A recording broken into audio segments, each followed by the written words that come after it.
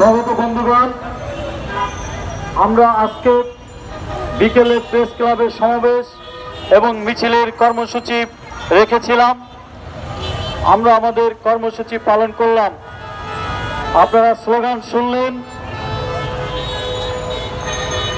পেটের মধ্যে ক্ষুধার ঝড়, বুক পেতেছি গুলি কর।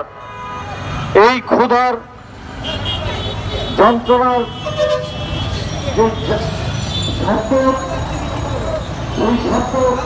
প্রতি সত্তর মানুষ এবং সরকারের এবং আমাদের